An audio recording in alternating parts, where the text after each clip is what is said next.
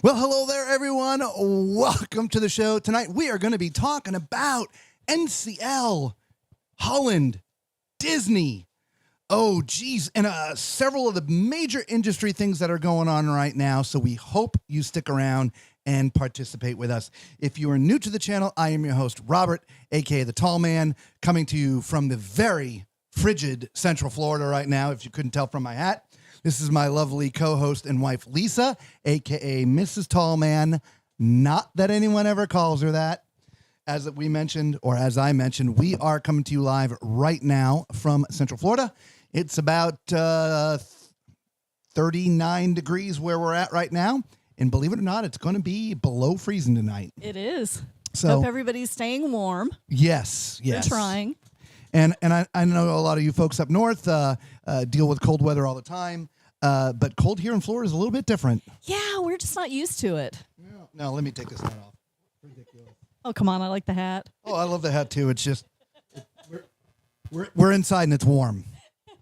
All right, so let's get right into the news. I mean, there's so much going on. Let's start off here. So breaking news, really, today. The NCL Prima broke away from its moorings here in Port Canaveral. Yeah, when that storm front came through, it got a little gusty. A little gusty. That's an understatement, man. We were rocking and rolling in the RV. Holy moly. Yeah, and I heard the Coast Guard had recorded gusts around the Tampa Bay area at like 50 miles per hour. Yeah, so that front passed through, and of course it hit Port Canaveral and snapped the lines on the Prima. Fortunately, no one was hurt. The ship was able to be wrestled back to the pier and tied back up. But it was sort of an interesting day here in Central Florida, and the cruise industry is feeling it as well.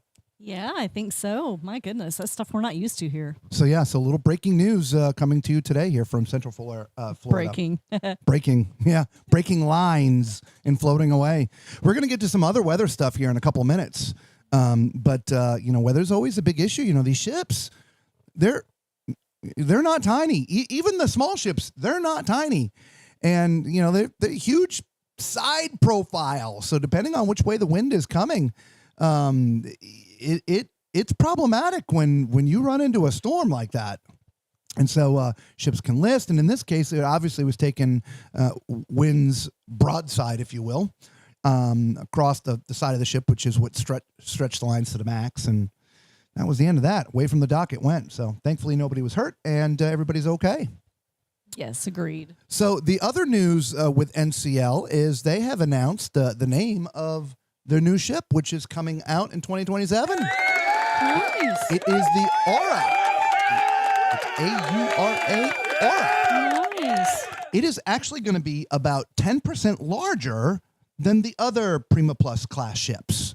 So like the Aqua that we were just on here recently, it's going to be 10% bigger than that. Wow. I knew it was going to be bigger, but I didn't hear the number 10%. Wow. Yep, 10% bigger. And there's a lot more details to come out here soon. There's going to be 976 staterooms, of which 159 of them are in the Haven. And this is what I find most interesting, because the Haven, from a cabin standpoint, if you're looking at deck plans and space and all that stuff, the Haven is really about 20-ish% of the space that all the cabins in the ship occupy. And so the fact that it has 1,976 cabins, but 159 of them are in the Haven, that says a little bit to me about, how much space they're dedicating to the Haven. Neither a good thing nor a bad thing, just, dedicated.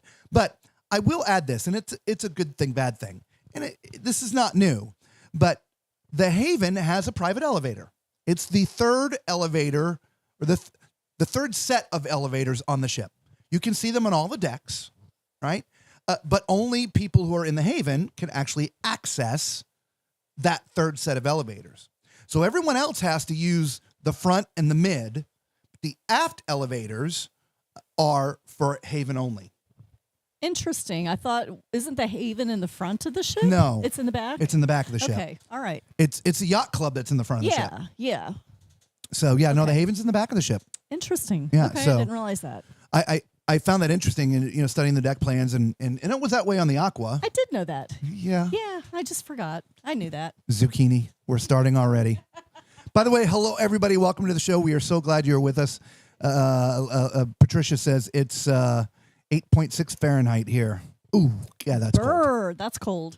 It's a lot colder than it is here. It's just the cold in Florida it just bites because of the humidity. It does. Yeah, it just goes right through you. Anyway, as a comparison, by the way, the Seascape, which is approximately the same size as the Aura is a little bit smaller. I believe it's going to be 169,000 tons. The Seascape, I believe, is 181.5, so it's just slightly larger. It's got 131 cabins in the yacht club. Okay, so fewer yacht club on the Seascape than on the Aura. Okay. And the World America, which is, of course, the size of an Oasis class ship, which is actually much bigger than the Aura, is only 170 cabins. And so I feel it's a better balance between, what's dedicated to that ship and a ship concept, which also makes it maybe a little bit more elite, not elite, but a little bit more special, right? A little bit more, what's the word I'm looking for? Help me. Yeah, I'm drawing a blank. I don't know where you're going. I think it's just a little more special, right? Because, the people that are staying in the Haven, more so than the yacht club, the Haven costs are much more expensive than the yacht club. Yes. Same concept, ship in a ship. There's a butler and you have your own private spaces and private restaurant and all that stuff. But the spaces for the yacht club on MSC ships I have always felt very generous in the yacht clubs that we were in and the spaces that we got to tour. Not been in the Haven yet. I know we've got some subscribers who are watching. Valerie going to be going on the Haven soon, so she's going to let us know her experience. Yes. Compared to the yacht club. So Looking forward to that. I think exclusive is the word I was looking for. Okay, there you go. Not elite, but exclusive. Right? Because look, it's not an elite thing. Anybody that wants to pay the cost of the cabin can go into the yacht club or the Haven, but it would be a little bit more exclusive. So Gotcha. Exclusive. Yeah, that's a better word, I think. Anyway, so let's get on to some more of the fun news. At least I think it's the fun news, and we want you to chime in. And that is why we do this live instead of just doing a prepared video, is we want to hear your comments on things. All right? So Disney has announced they are raising their price of their internet. Go get GigSky now, everyone. Quickly. Quickly. GigSky. There's a link down in the description of the video. As little as $19.99 for an entire cruise. Not the Disney ship. That's GigSky. Yeah. For Disney, the standard internet rates are now going to be $30 a day per device. Ouch. And if you want premium or surfing, $49 a day. Yikes. Just say $50. GigSky. Times 7 days if you're on a 7-day cruise. That is $350. Yeah. Yikes. Even just if you want to check your email or browse, but not stream or surf or anything like that, that's still $210 for a 7-day cruise. Yeah, that's too much. That's crazy. Guys, get the same stuff on GigSky for a 7-day cruise. $32 using our discount code. Again, it's down in the description. I think internet's getting crazy. I mean, I literally think it's getting off the charts crazy. It just is going up and up and up and up and up, and it doesn't seem to be any reason for it. No, and you still have. I mean, you're at the mercy of the sea. Starlink. You're at the mercy of Starlink because you're out there in the ocean. You don't have. It's not hardwired in. No. So service can still be sketchy. Depending on weather conditions and exactly correct. I mean, we've been on ships and the Wi-Fi has been great, and then all of a sudden it will drop. Yes. And then it'll come back because it is a satellite sort of thing, and so I mean those prices are just incredible. I agree. Incredible. That's crazy. Yeah. Incredible. Now we've never been on a Disney ship, but it doesn't matter to me whether we have or we haven't. But you're going to pay more for a Disney ship, but Wi-Fi is Wi-Fi from ship to ship. So yeah, wow, that's Starlink is Starlink, or internet connection is internet connection across across the board, if you Yeah. will. Right. So, yeah, I don't know. What do y'all think? Is that a little excessive? I think that's excessive. $30 a day or $49 a day? And of course, Disney does a lot of 3-day and 4-day. And so you're looking at, anywhere between $90 to $200, but still, again, mind you, that's per device. One of the other things, again, we're not here to 100% preach about GigSky, but if you put it on one device, you can actually tether to that device and use it as a hotspot. So you don't have to do it on every single device. So, yeah, we absolutely love GigSky. We've used it a bunch. We talk about it a lot. Again, there's a link down in the description for the full video. If you're new and never heard about GigSky, there's a link down in the description. You can watch that video after this if you like. Essentially, real quick, your phone needs to be unlocked. That's it.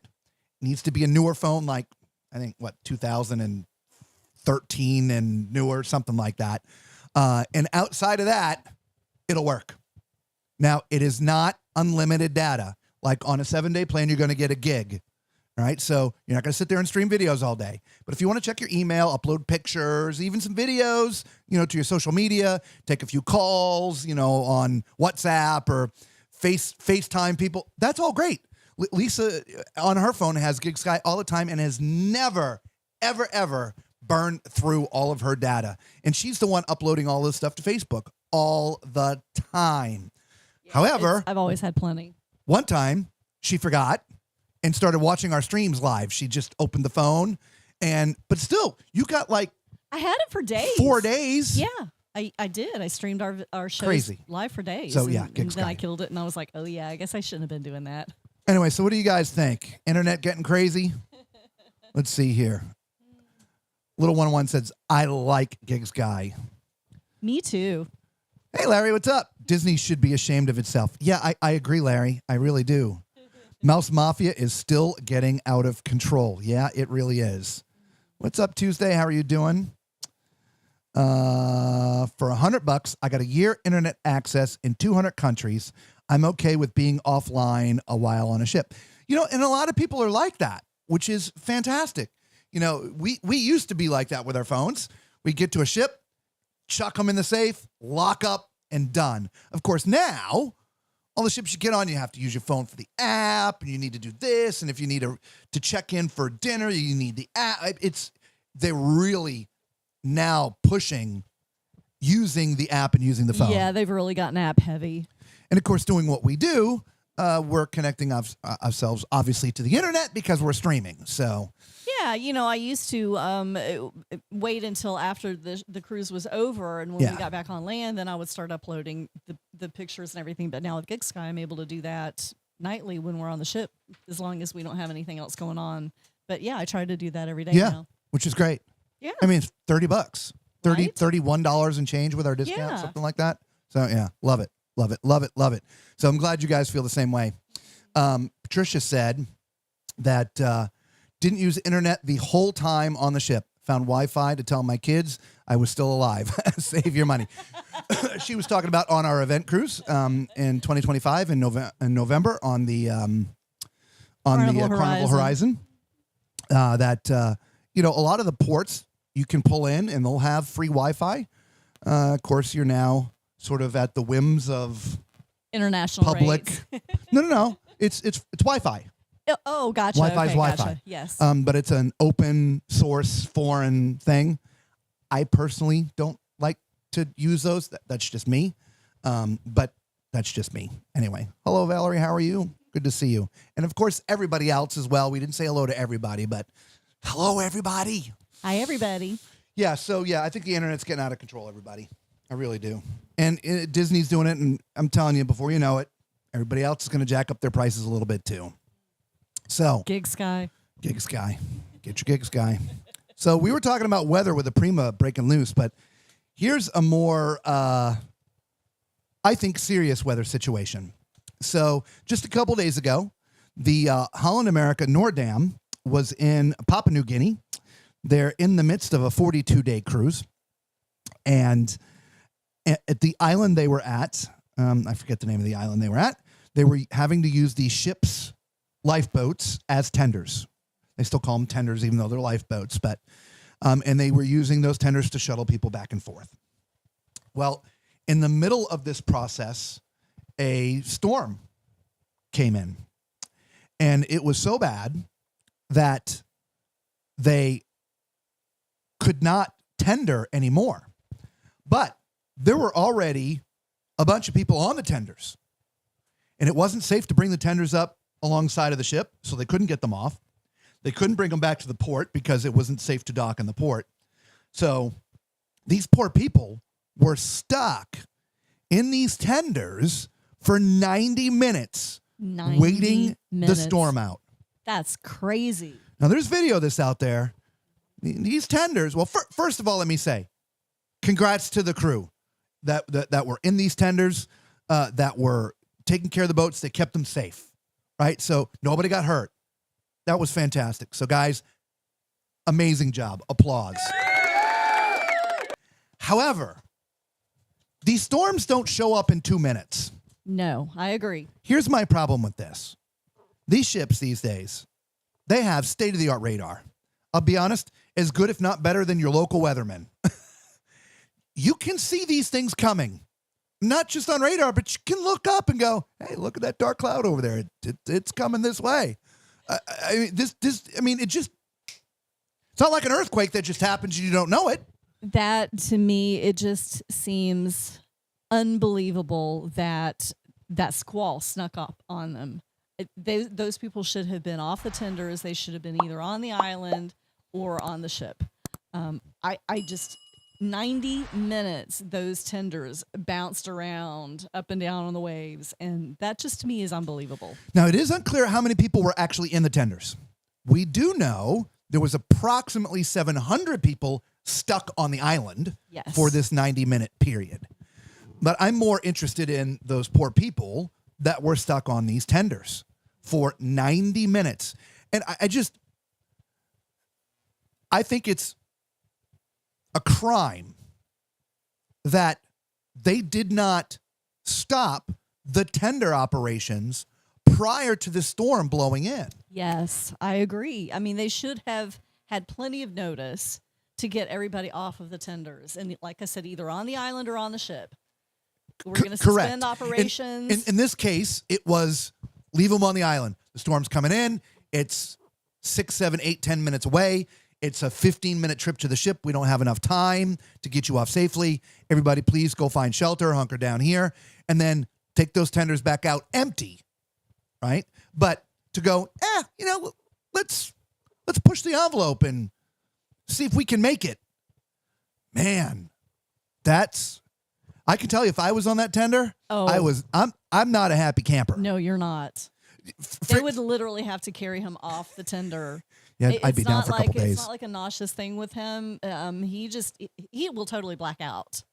And yeah, they would have had to carry him off. So I can imagine, again, as I said, no injuries.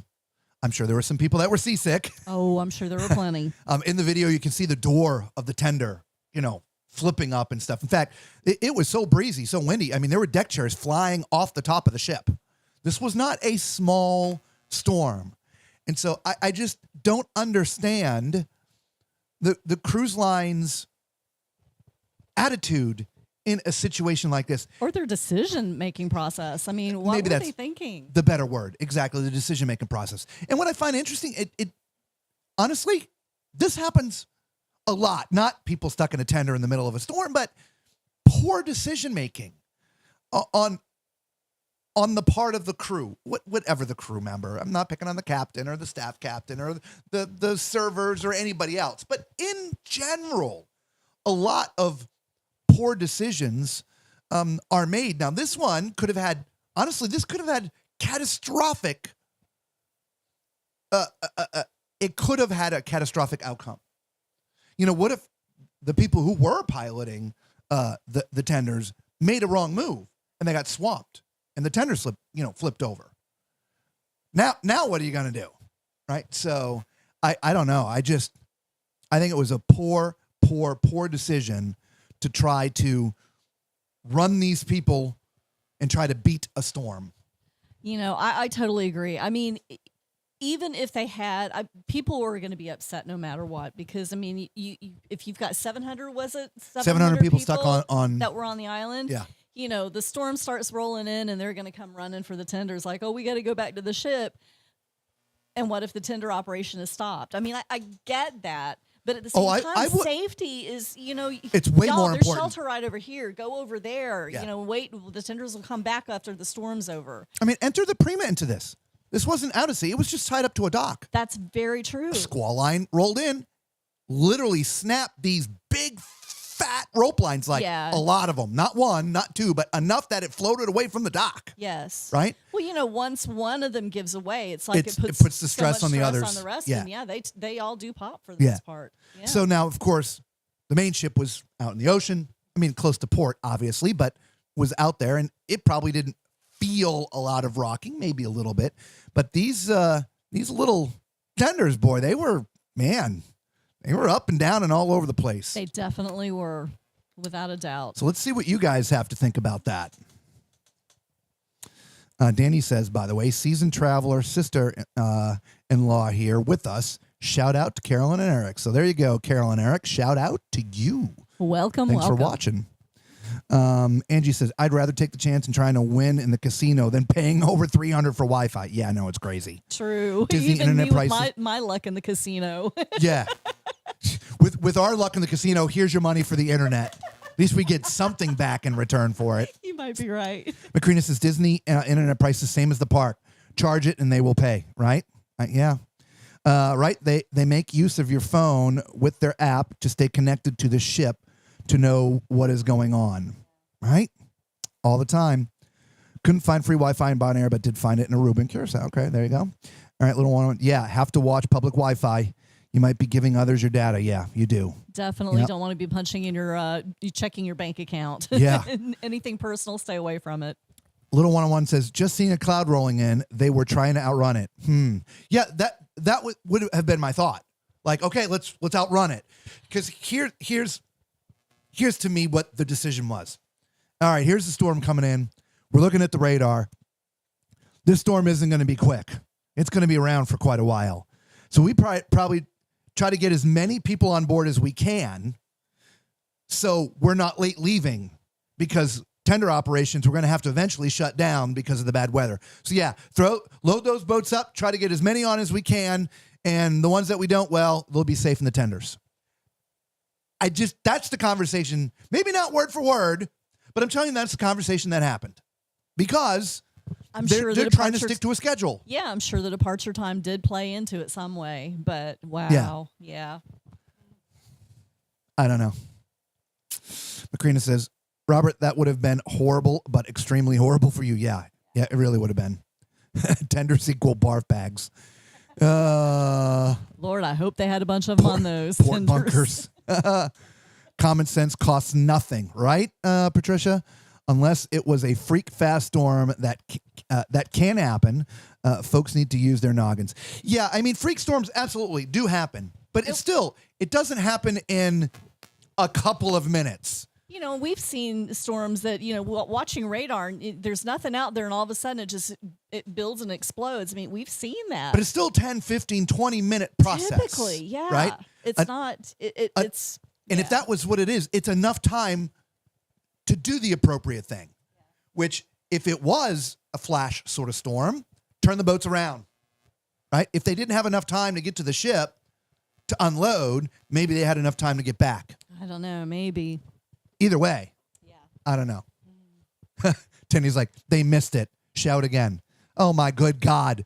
Ah! Is that good, Danny? Shout out to Carolyn and Eric. Welcome, y'all.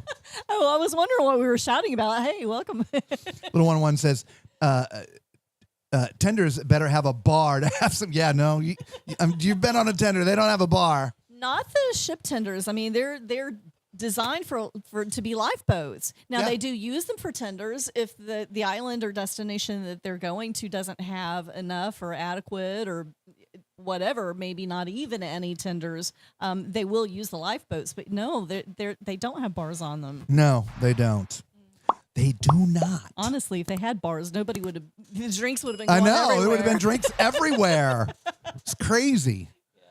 Angie says, even though I only get seasick when it's rocky, and I'm also claustrophobic, being stuck in a tender for 90 minutes probably would have, you would have needed a stretcher at the end. Yeah. Look, tenders are there for a reason. Not tenders, excuse me, lifeboats.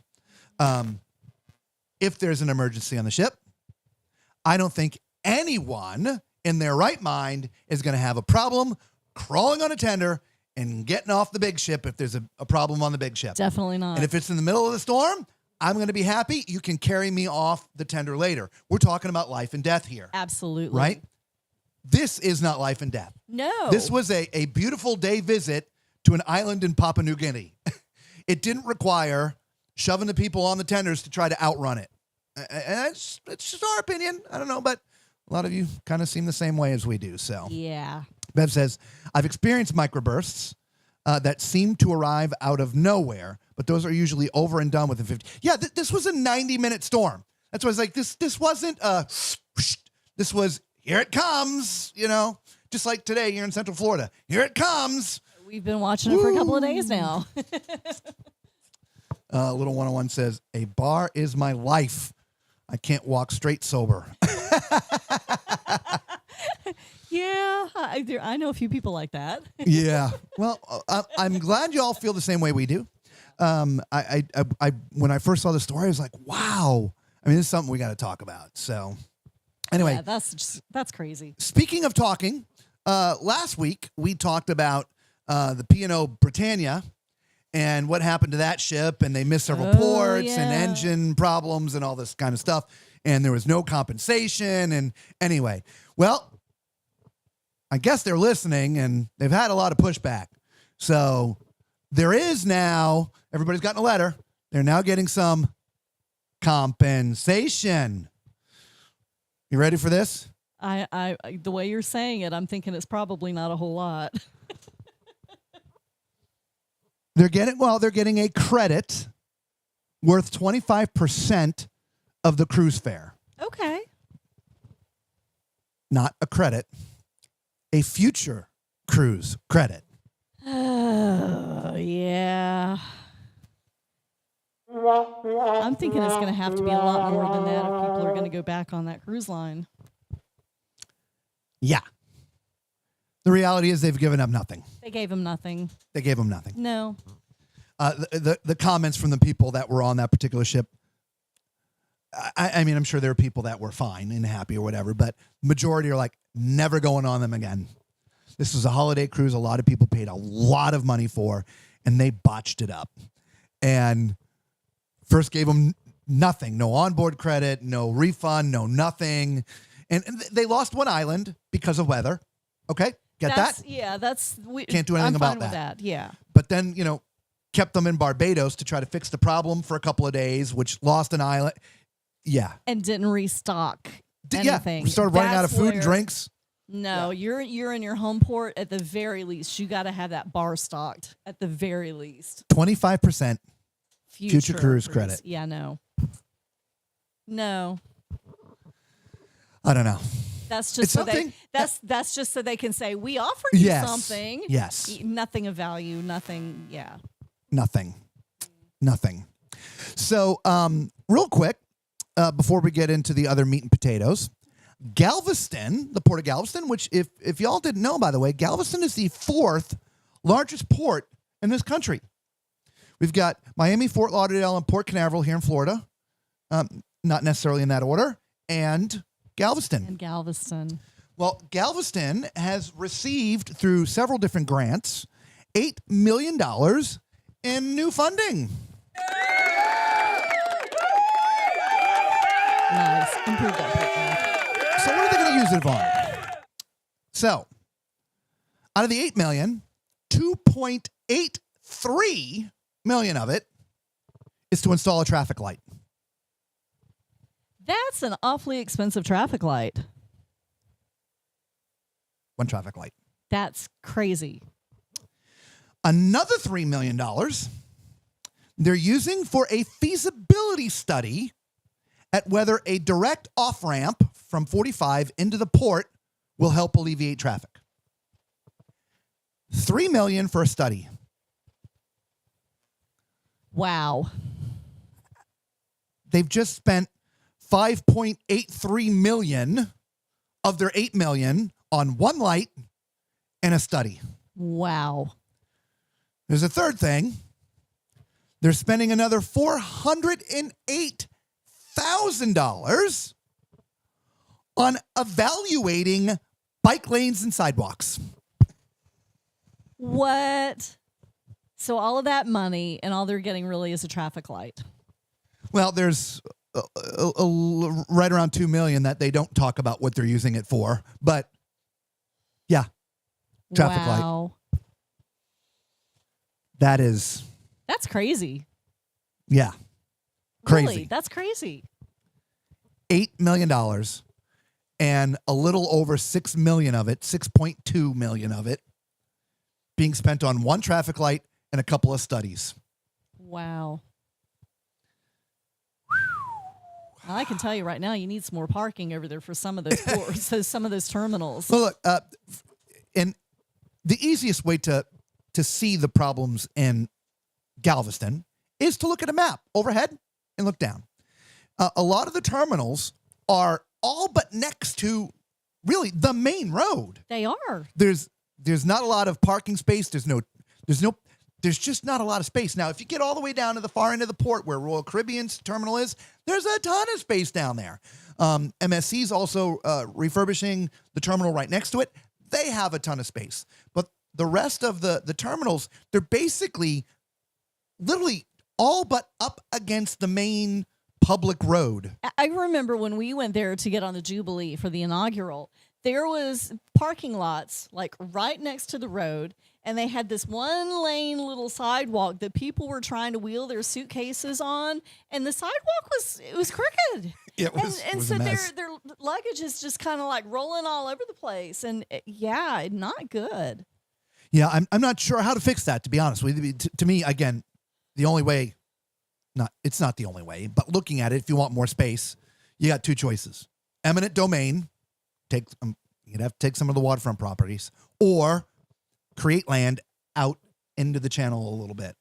That would be the only way to get more space there. Even if they wanted to build a parking garage, you've got to close it down while you're building. Yeah. So, I mean, you still have to find some place for them to park, at least temporarily. Well, right across from the Carnival terminal that we were in the Jubilee, there is a parking structure.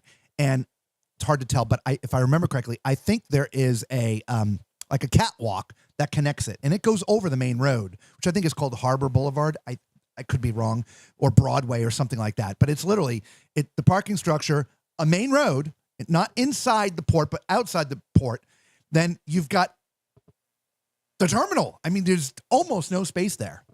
So I understand the reason for feasibility studies or studies, because how do you make space when there is no space? Right. So that's going to be the challenging part. Yeah. I'm afraid probably, like you said, eminent domain. I mean, even that stinks, but that's probably the only option that they have other than, like you said, building land. Yeah. So I just, at first when I saw it, I'm like, $8 million, great. They're going to be able to do some stuff, this, that, or whatever. I mean, they spent like 50-something million to upgrade a terminal. At least level those stupid sidewalks, for Pete's sake. But no, they spent $408,000 on a study about bike paths and sidewalks. Yikes. Bike paths. So you want to take more road, which you don't have enough of, and create a bike path? Right, because, all the passengers on the ships are going to want to bring their bikes. Well, again, the problem being that main street, it's public. It is. So even if ships are there docking, that street has to be used.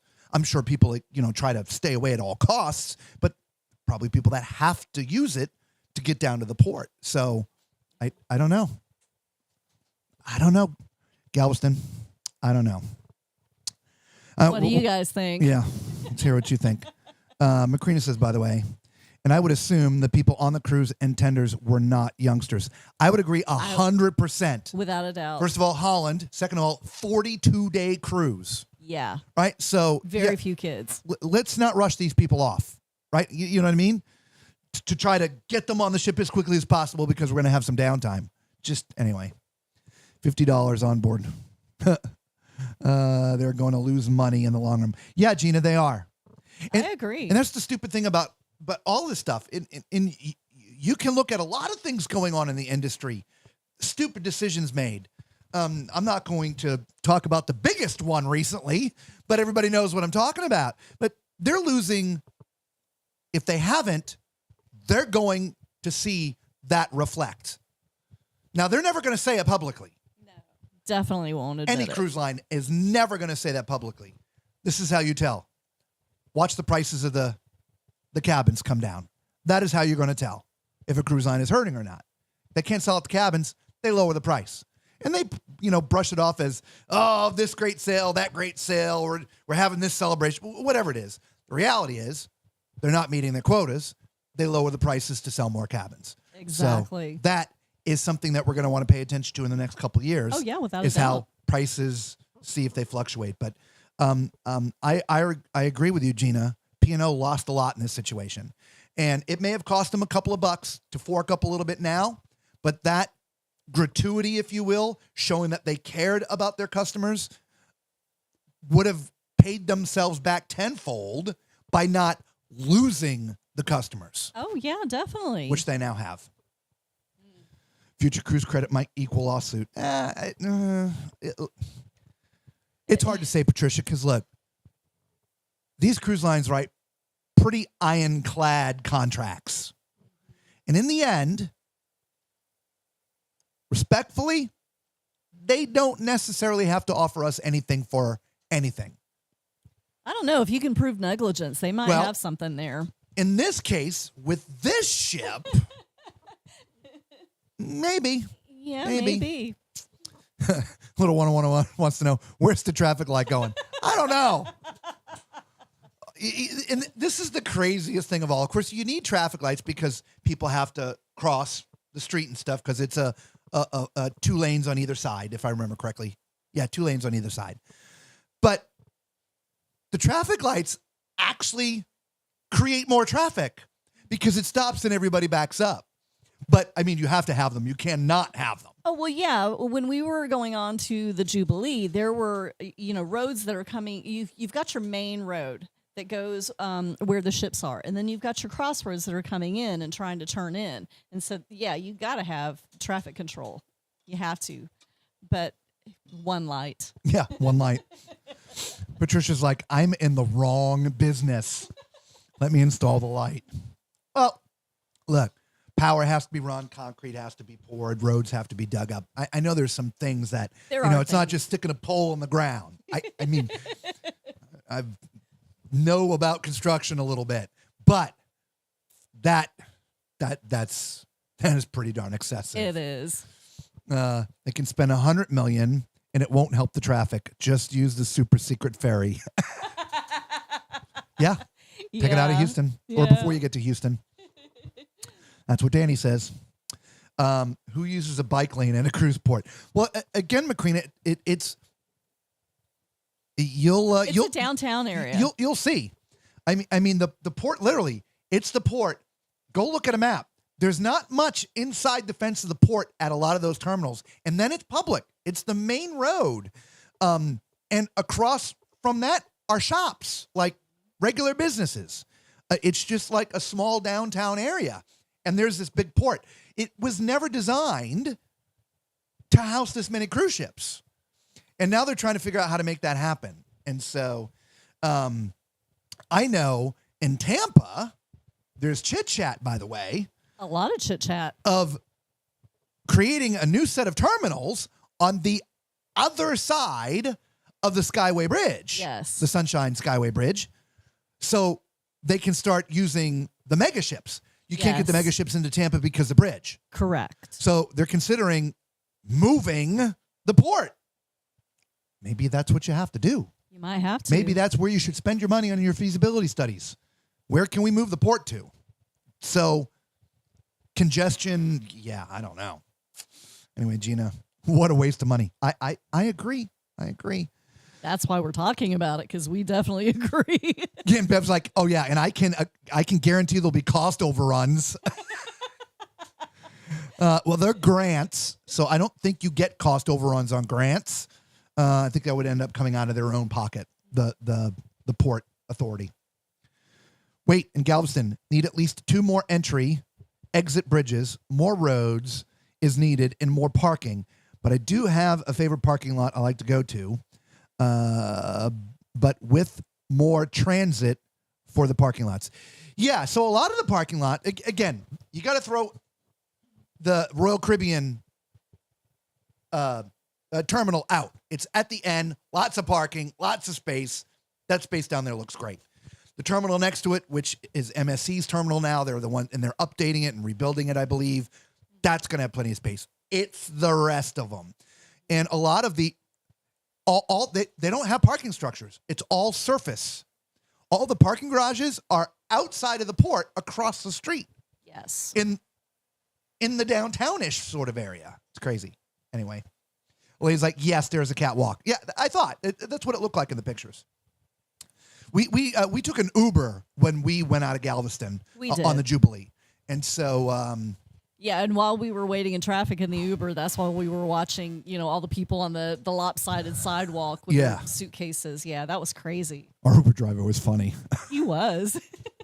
Little 101 says, a bike path. Have they lost their mind?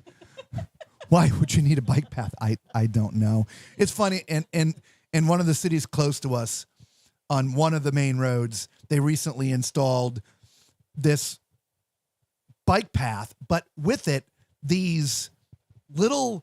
It's like a passing lane for bikes or something. It's strange. I don't know what it is. But all it did was narrow the car lanes. Yeah, it's crazy.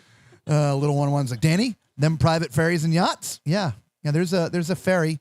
If you want to know, Danny can put it in the chat.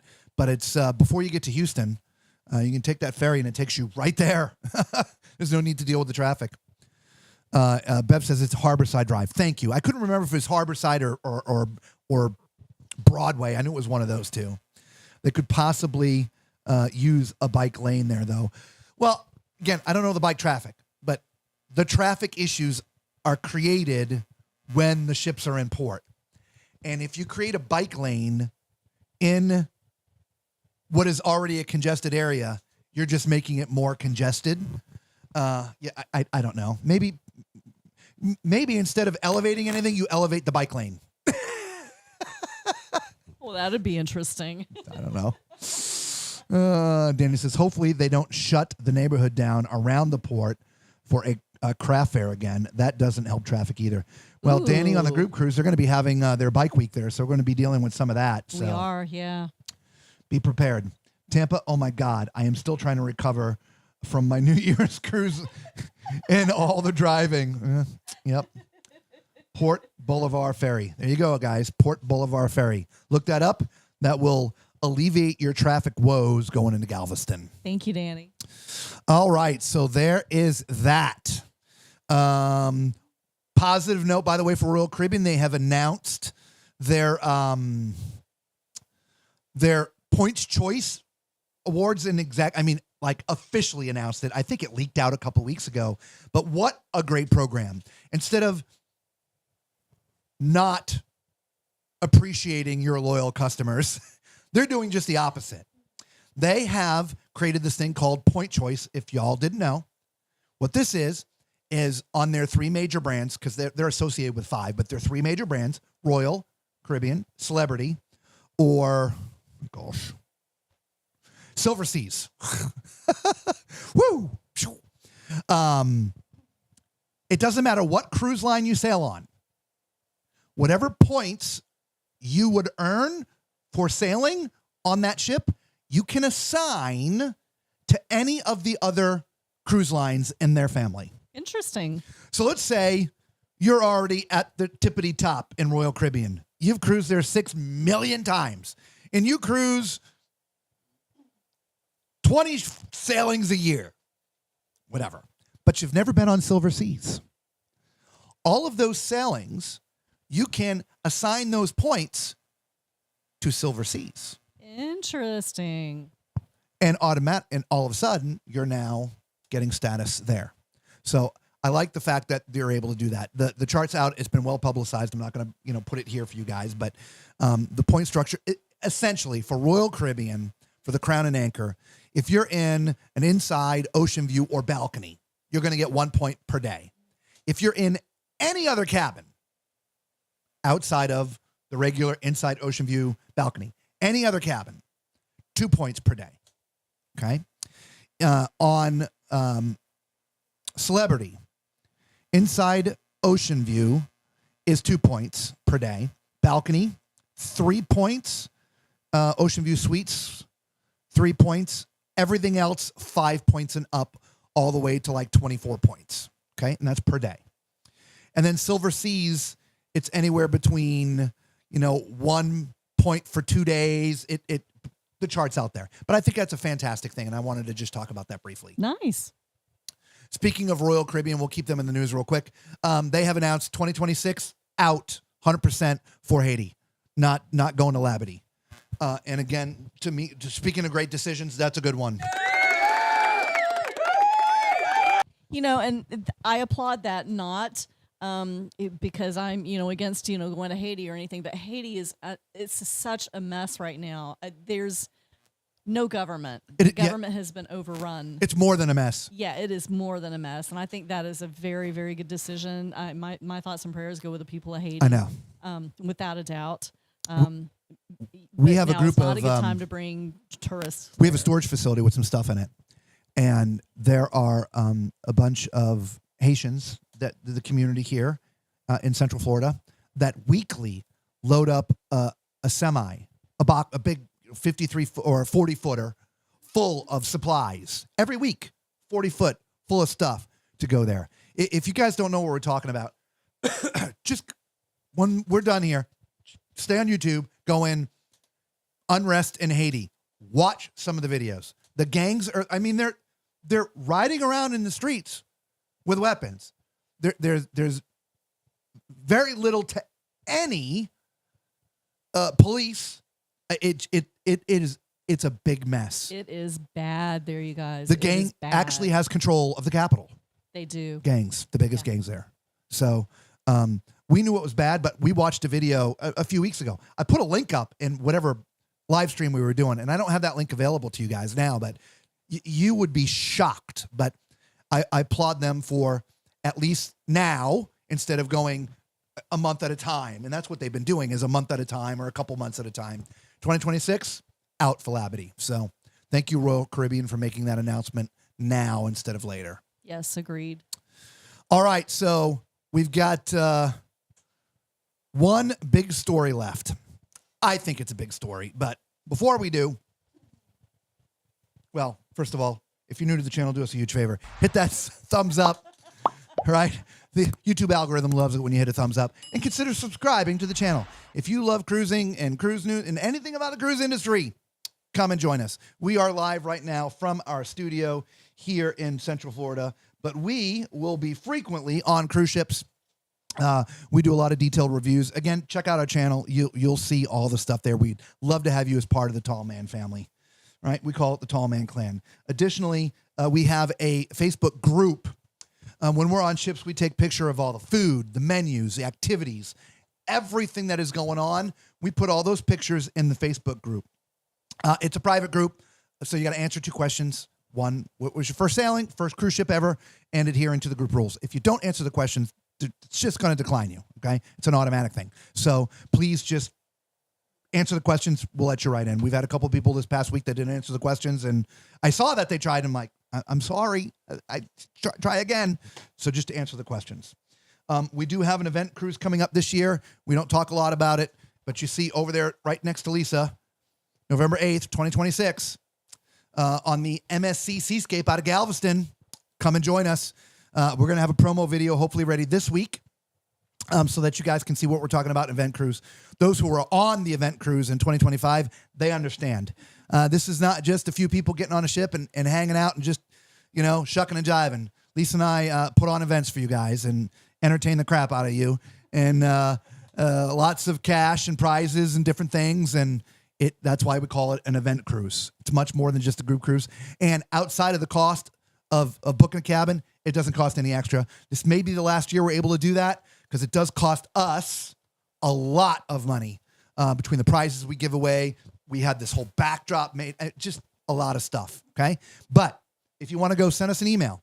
November 8th out of Galveston. We are not travel agents, so we're not the one booking it. We have a travel agent handling that for us. Her name is Kathy. She's done all of our stuff for a very long time. Almost all of our stuff. Because we were agents at one time, ages ago. Anyway, long time we ago. will forward you Kathy's information. There's a lot of people in here already who have already booked.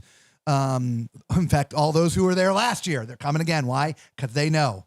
It's kind of like Carnival Quest. You know if you know. Right? Thanks, you guys. We appreciate you. Anyway, all right. So we're going to call it, we're going to have a new segment now. New segment. Silly comment of the week. We're going to call it the silly comment of the week. I'd like to call it something else, but we're going to take the high road. Silly comment of the week. Someone leaves me a comment. And the comment on our video is a Deck 6 public Deck 6 tour. Again, I just mentioned our deck tours, and there goes my toes cramping up again. When we do our tours, they're nonstop. Not a highlight. When we go around Deck 6, you get all of Deck 6 from one elevator down the right side of the ship, all the way up the left side of the ship and back to the same elevators. Maps, deck plan, superimposed, little GPS. Very detailed. Okay. The comment was, where are the cabins on Deck 6? Now, first words out of my mouth are, well, you can only imagine. I'll just say that. How about this? Beep.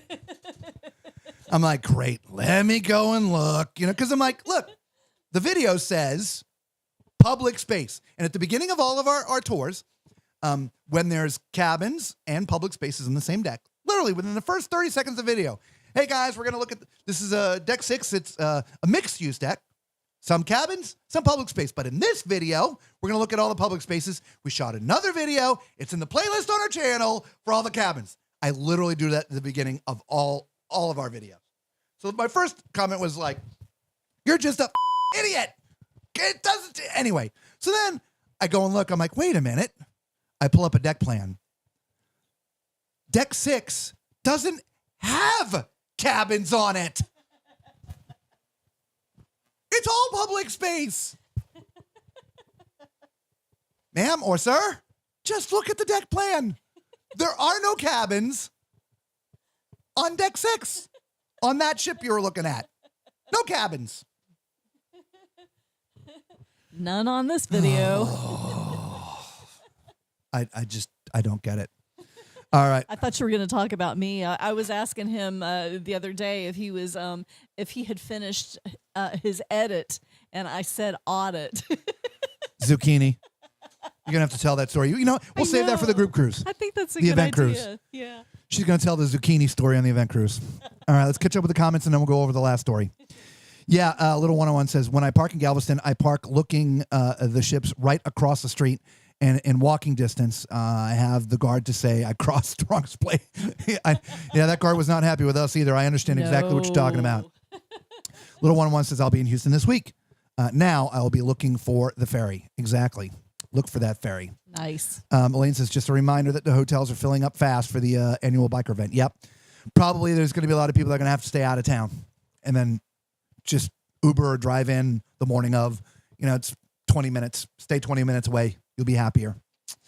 Little 101 was like, I just love my interior room. Awesome. If you know, you know. Woo-hoo. Event cruise. Yes. Okay. Last story. And this is an industry thing. It's not from a specific cruise line. Though I think the story started from a specific cruise line, but it's really about the industry. I know when Lisa and I first started cruising, and I know probably a lot of you out there watching started cruising, that cruising was really an amazing experience. From the minute you get on the ship, some of the cruise lines greet you with white gloves, hand you a glass of champagne, and on the way you go. Your cabin steward literally lived under your bed. It certainly seemed that way. Every time you left your cabin, when you came back, it was spruced up. at least 3 or 4 times a day. If you used the restroom, washed your hands, and dirtied a towel, it was clean the next time you came back. Yes. Turn down service every night. Chocolates on the pillow. Dress. You go to dinner every night. Everyone is dressed. I don't mean in tuxes every night, but dressed. Nice pants. And it could have been jeans, but typically nice pants, nice shirts. Most of the ladies would have been in dresses, whether it's a cocktail dress or something. Doesn't have to be. They could have wore pantsuit or whatever, but it was dressed. It was an elegant thing, right? Think back to like, and I'm not saying the Titanic because the Titanic sunk, but that era, right? The golden age of cruising. Everyone dressed. It was a thing, right? When did that thing go away? Now, I want to preface this. I don't mind a slightly more relaxed environment. And, it kind of sucks that you don't get the, the welcome aboard and the white glove and the champagne and the chocolates and the, stewards living under the bed and all that stuff. This really is about dinner and the main dining room. Okay? Now, none of what I'm about to say affects me one way or the other. I'm going to have a great meal. Doesn't affect me one way or the other. However, it is about overall experience. So, I will ask this question to you. When was the last time any of you guys out there now, and I want to hear it in the chat, when was the last time any of you went to Seasons 52 or any other major high-end restaurant or a high-end restaurant and somebody was in there in flip-flops and shorts? Please, let me know in the chat. I want to hear this because this really has turned into the norm on cruise ships. Even though shorts technically aren't allowed, they don't stop anybody. Flip-flops technically aren't allowed, but they don't stop them. And so, to me, it's lost its allure, its specialness, right? It was always like an event itself, going to the dining room. It was an event. It was an amazing thing. Just, man, now it's like going to Denny's? Yeah. Denny's. That's a good one. That's what I feel like. We're at Denny's. I was thinking of Golden Corral. And I know Golden Corral is kind of a buffet, and I don't mean the buffet, but I just... It used to be like New Year's Eve. You go out New Year's Eve and everybody wants to dress up and you're wearing your sparkly outfits and, whatever. And it's not like that anymore. No, but the main dining room is still supposed to be an elegant thing. It's not Denny's. If you want Denny's or Golden Corral, go up to the buffet. That's always been the thing, right? If you don't want to dress, go up to the buffet, right?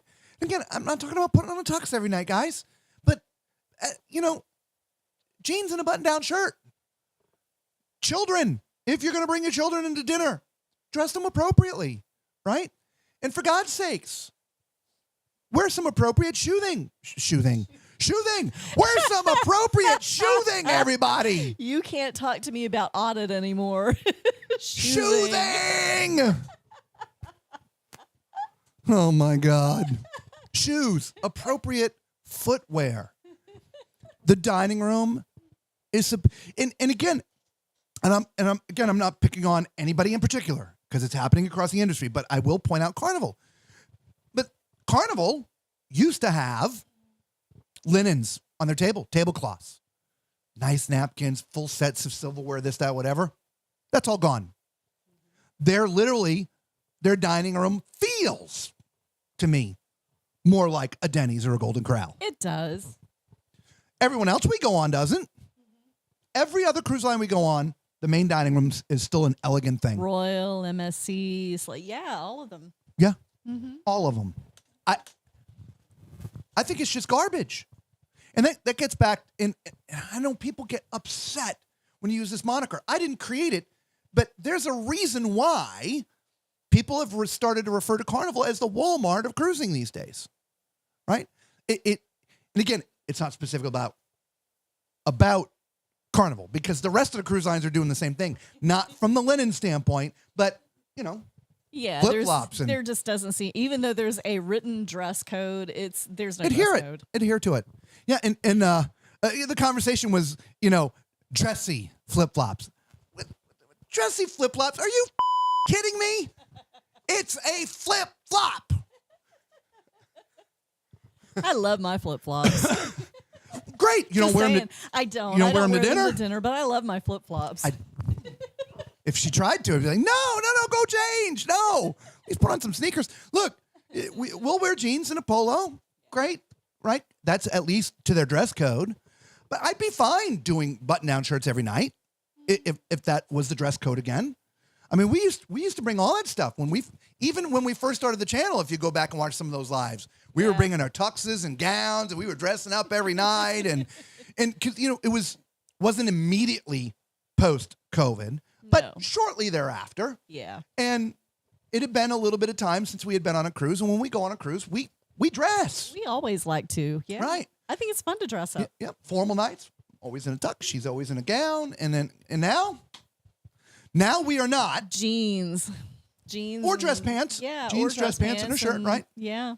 But we've chosen that because we've had to give up one of our suitcases for gear. But we still dress appropriate to the dress code. We do. We don't wear shorts and flip-flops in. So let's see what everybody has to say about this. Danny says, "Were those huts behind you rentable on the event cruise?" Those. Actually, isn't that in the Maldives? It is in Yeah, the it's the Maldives. Maldives. Yeah, I don't think Yeah. we're going to the Maldives. Yeah, we're not going to the Maldives. Sorry. But that's close to Papua New Guinea, I think, and we can go It there and get is. caught in a squall, maybe. Right, maybe. I had surprises in my room every night. Well, see, there you go. Yes. Yep. I love the towel animals, but the towel animals are not a surprise. Right? It's now expected. It's now become, wait a minute, where's my towel animal? If You know it's what not I find there. very funny about that all the towel animals though? They took away the linens because they wanted to save money in laundry, but now they're washing more towels because they do towel animals. They not only in the rooms, but now they do them on the pool deck every once a cruise. every deck chair is covered with a towel animal. So By the way, this is not the last story. I have I another just one. find that funny. I have another one. Bev says, I love dressing for dinner. Rarely have the chance to do it at home. I know, right? And that's the other thing, right? Patricia says she wore a dress for dinner every night and then changed it afterwards. Felt nice to do it. It does, and I do miss that. That we have our extra suitcase now full of gear, so we don't actually do that. But I still enjoyed that. I think they would absolutely have a fit if we showed up with 6 suitcases. They probably would. People look at us like we're nuts to begin with. Bev says, it doesn't really bother me, but I'm kind of looking forward to tablecloths on MSE. Like I said, none of this affects us at all whatsoever. We go to dinner. We have a great meal. Food tastes the same, whether the people next to me are wearing flip-flops or not. It's not about that. It's about the ambiance and the experience within the main dining room. What used to be a really high-end, elegant, really special experience every night. It's all been dumbed down. It's gone. Yeah, I mean the food quality, that's not the same. It's just the whole thing. And by the way, if you go into a specialty restaurant, they're not dressing there either. No, they're not. No. So it's across the It board. is. Danny says, I would like to dress up for dinner, but for those of us fluffy peeps, that would take a lot more luggage. Oh, dude, trust me, I understand. One of our suitcases was just like our shoes. Yeah, I was just gonna say he needs a whole suitcase for shoes. Yeah, I got some big feet. Tiny shoes. They're huge. And, 7-night cruise, I'd probably bring 5 or 6 pairs of shoes because, different outfit. Anyway, ladies, you know what I'm talking about. Pair of Our shoes for feet every aren't that outfit. big. Little one says, I was being called king at dinner on my New Year's cruise. Right? Right? Yeah, just for dressing nice. They didn't dance on everything like they used to, but they were dancing with the pole. Cruising Chris M says, I wear something for dinner that I wear at Ponderosa. There you go. What's up, Chris? Don't the waiters dance on the tables? Not on every ship, and not so much anymore. Yeah, I think that has gone away. Unless there's a specific a table like a waiter station. Yeah. They don't do that anymore. Yeah. Gina says, I feel the same way about the Kennedy Space Center for the Performing Arts. What was once an elegant place where people dressed to see a show, now I see jeans, tennis shoes, and flip-flops. Yes. Right? Dressy flip-flops sounds like Crocs. With all of the little Croc charms. Yeah. No, these are flip-flops with like sparkly stuff on them. I've seen some with little jewels. They're all bejeweled. Yeah, those are fancy flip-flops. Bev's like, there's a big difference between flip-flops and dressy sandals. Not. I like to dress for dinner and change to warmer clothes afterwards. Yeah. That's what I always did. That's what we did too. We dress for dinner. If we're going to go to a show, we go to a show. Whatever we're going to do after dinner. Again, this was pre-having the channel and broadcasting live. And then we would go and change after that and then go out again and go to the club or do whatever after that, right? So, yeah, take pictures and all that stuff before dinner. My opinion, no such thing as dressy flip-flops, just expensive ones. Yeah, right? I agree. Little 101 says, towel animal was a bat hanging from my vent, and I didn't see it until I walked out. Oh, my gosh. Did you pop your head with it? Bev says not a fan of Crocs in formal night either. No. Cruising Chris M said, I used to have to dress up for work. Now I have an aversion to dressing up. I understand too. I used to wear, a tie and suit a lot. And, was never my thing. Never liked to do it, but always felt good when I was dressed like that. Yeah. I was like just puffed up a little bit, but I do get that, Chris. I remember old time cruising on the Norway. Had like 14 pieces of flatware on the table. I know, right? And it was silver, and they polished it nightly, right? The days of elegance are so gone. Yeah, I remember seeing the staff polishing the glasses and the silver and stuff. Yeah, I don't think they do that anymore. Carol also likes dressing for dinner. I have one pair of dark tennis shoes and one pair of slides, dark shoes, and a Henley. Dark shorts. Dark shorts, sorry. Mama Tall Man says, that's what I do. One suitcase for shoes. I do miss the tablecloth, though. Yeah. Yep, miss the tablecloth. All right, so it's not just us. Like I said, the flip-flops are not going to change the quality of the food, but it changes the quality of the experience. And these days, everything that we do is about experience. That is why the cruise lines are building bigger ships with so many more things to do on the ships, because it's become an experience. But what have they done? They've taken out one of the really fun experiences and allowing what goes on in their main dining room to go on. So guys, it is about experiences. Adhere to your dress code. Do not let this type of dress wear in there. You already have the dress code. I'm not telling you to change anything. Just adhere to it. No shorts, no t-shirts, no hats. No hats, right? No flip-flops. No bathing suits. Yes, I've actually seen bathing a suits swimsuit with a cover up in the main dining room. Man, okay. On to the last story. It's something that I brought up last week and forgot to come back to it. And oddly enough, it's actually been bugging me all week. And I should have let off with it because I almost forgot about it again.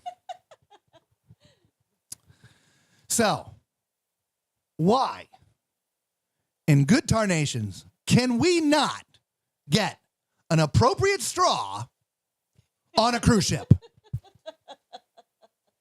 Can someone out there in cruising land, YouTube world, in the interweb tell me why we can't get an appropriate straw with drinks on a cruise ship? Yeah, I got nothing. Yeah. So I'll tell you the cruise line story because we're trying to be more green. And so that's why they've started not carrying smaller bottles of water, because they don't want the single-use plastic bottles. They're now only stocking bigger bottles, so it's less plastic. But I don't know how many of you are aware of this. I'm sure you are. I don't know. If you're not, I'll educate you. Everything on a cruise ship is recycled. Everything. Every bag of garbage that is collected goes down to the refuge center, is dumped and sorted. All of it. Cans get crushed, bottles get smashed, paper gets in another bin and then ultimately incinerated. Extra food gets ground up and eventually becomes fish food when they're in certain depths. Plastic all gets recycled. All of it. So why in the can we not have a straw?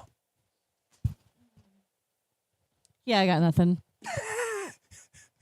Because those paper straws, even the candy straws, I don't even like those. No. They just dissolve and it's weird. No, look, I know in the world there's this push to be eco-friendly and green and this and that and all this. Look, I understand. But the reality is, on a cruise ship, everything is recycled. Now, it never used to be that. Go back years. Man, they were dumping crap overboards. Cruise lines have been fined millions and millions and millions, probably in the billions of dollars. That's true. For not properly handling their refuge. But these days, that is not the case. Everything is recycled. There are dozens, if not hundreds of videos that you can watch right now on YouTube of what they do with their garbage and how it's handled. And so, even now, I know in other places in the world, it's different. In America, there's not a single fast food restaurant, to my knowledge, I did some research on this, that is using paper straws or the candy straws. I don't know if McDonald's, any here that Burger do that. King, they're all plastic straws. And I promise you, as a chain, They are not recycling. no, not just that, but they're moving more straws than a cruise ship every day. True. McDonald's, just in this country, add up all the McDonald's in this country, add up all the cruise lines in the world, McDonald's is pushing way more straws a day, if you were not pushing, but using, than on a cruise ship. But yet a cruise ship recycles everything. And the excuse is not just being more eco-friendly, but taking care of the seas.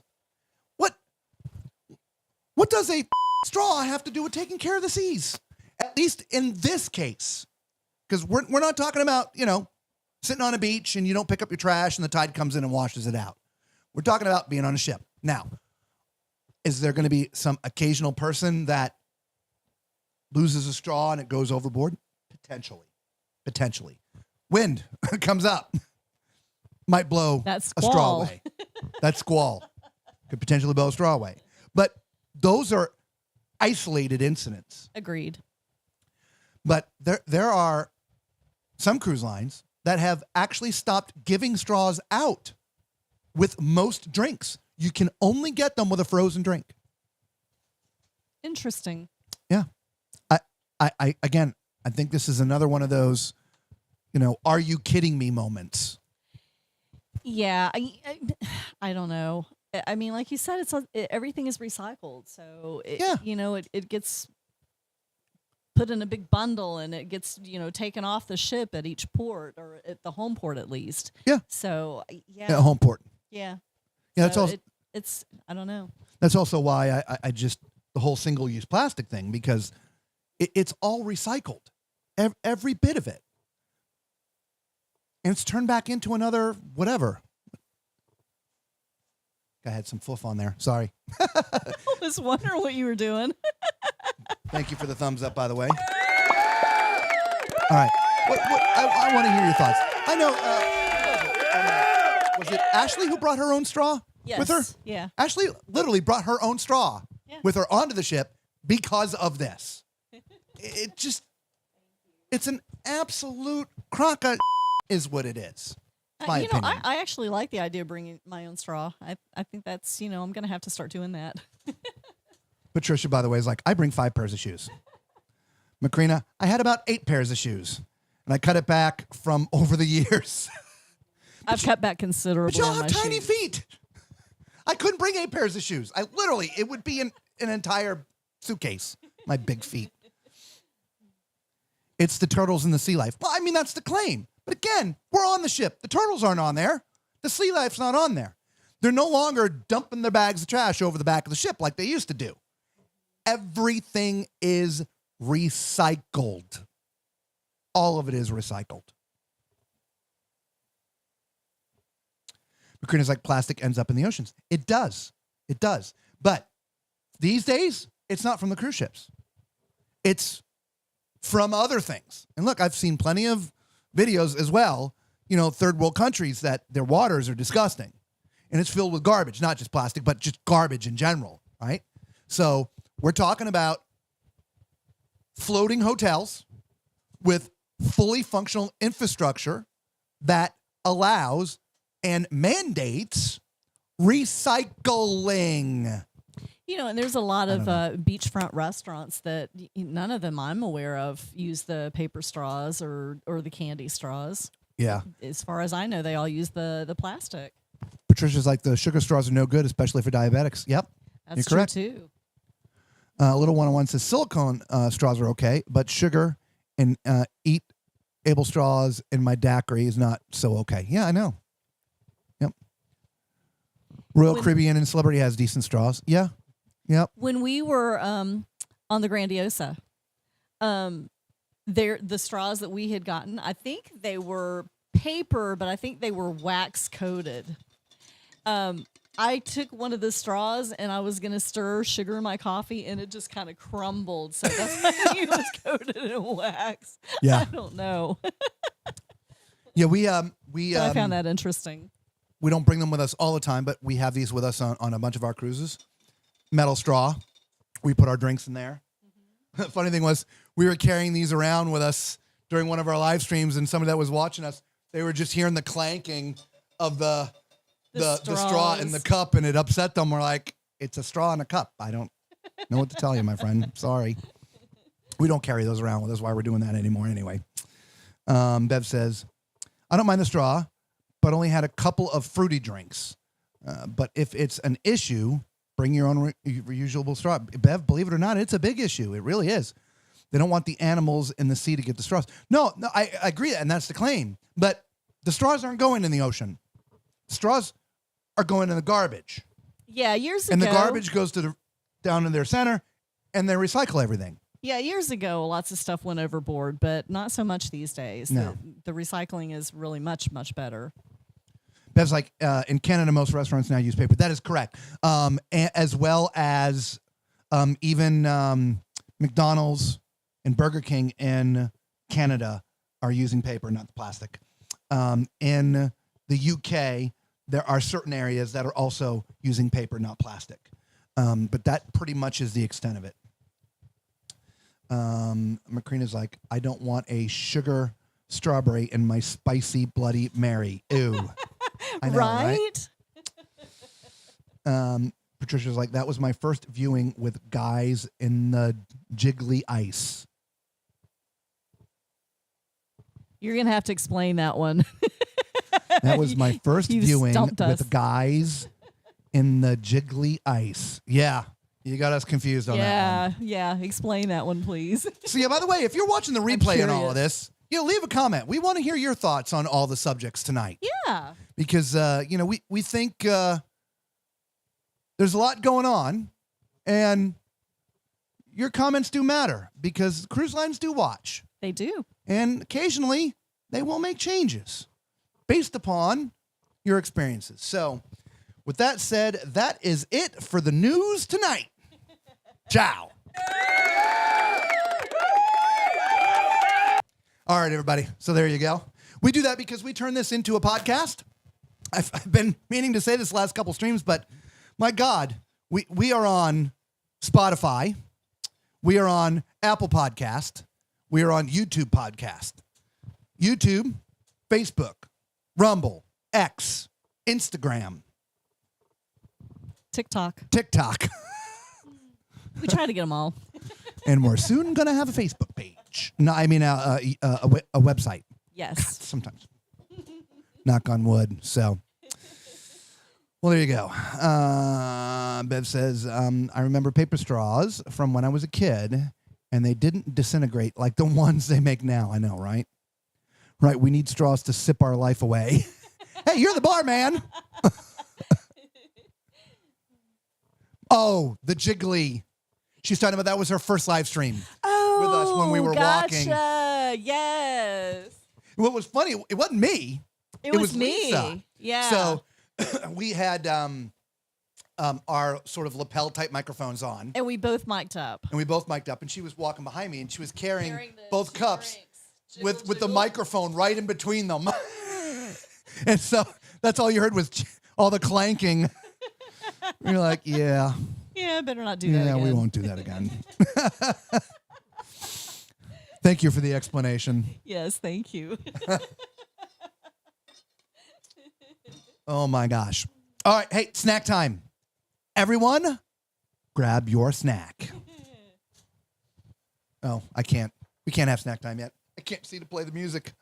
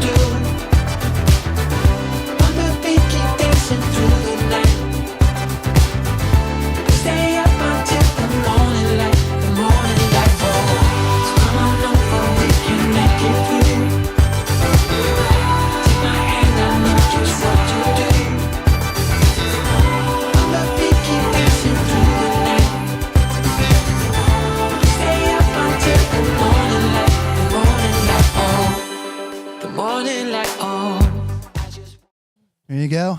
Snack time. We want to know what you had for your snack. Type it in the chat. We had our favorite popcorn. We don't even have to tell them. Popcorn. And this is not single-use plastic. Multi-use plastic. Definitely. All right, let's see what everybody had for snack time tonight. All right.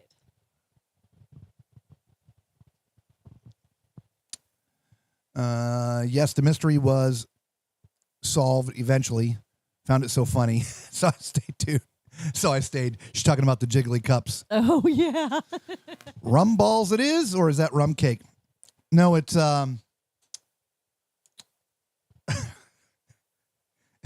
it's bloody balls. It's bloody balls. That's what it is. Danny had cottage cheese. Good for you. Cruising with Chris M. Add vanilla Oreo cookies ×2. Nice. We love the lemon Oreo cookies. Lemon's good. Love the lemon Oreo cookies. If you've not had them, try them. They're awesome. Patricia had a kielbasa chunk. Okay. was made my lunch for tomorrow. Oh, she was making her lunch. Carol had some cookies. Nice. Ooh, Elaine had cinnamon popcorn. Ooh. Nice. Macrina had movie theater popcorn. Today is National Popcorn Day and went to the movies. and got enough popcorn for $5 to last a week. Refrigerated in Ziploc and it stays fresh and crunchy. Love it. Bev had specifically red and green peanut M&Ms. Took out all the rest of the colors. She can only have red and green. I'm thinking she had two, one red and one green. Well, we started National Popcorn Day yesterday. We had some popcorn last night. We're watching a new series. We finished Chief of War because it was just one season. Great. Hopefully they'll come back for season 2 because it was great. But we're now watching Slow Horses. And so we had some popcorn last night while we were watching Slow Horses. That is a funny show. So, anyway. All right, so Bev says Christmas clearance candy. Ooh, I like red that. and green. You know, I like my deals. I know, that's why it's red and green. It's Christmas. Love it. So, what's on the horizon? And I'm not talking about the ship. Where's the ship? I'm not talking about the ship. There's the ship. I don't know. What's on the horizon? I think know. Lisa and I may have to get a new job. Things may be changing. Yeah, we've been looking for a while. Yeah. So, new job. We'll see. Yep.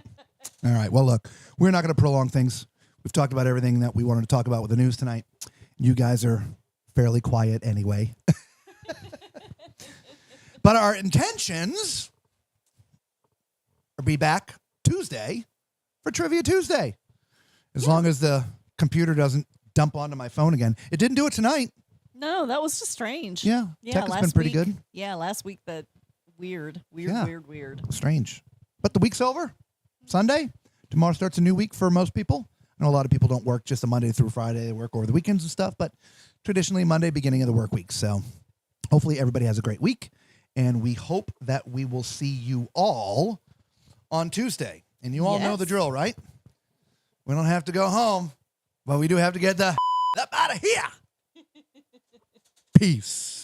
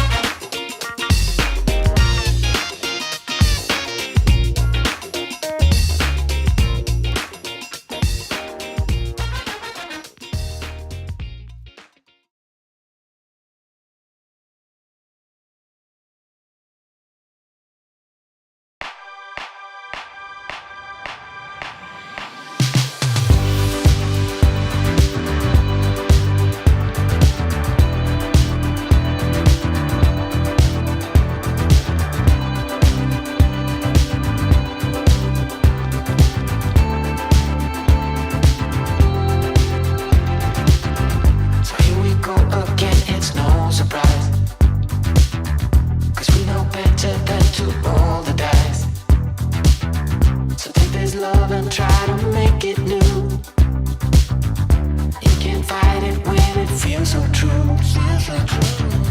You drive me crazy like no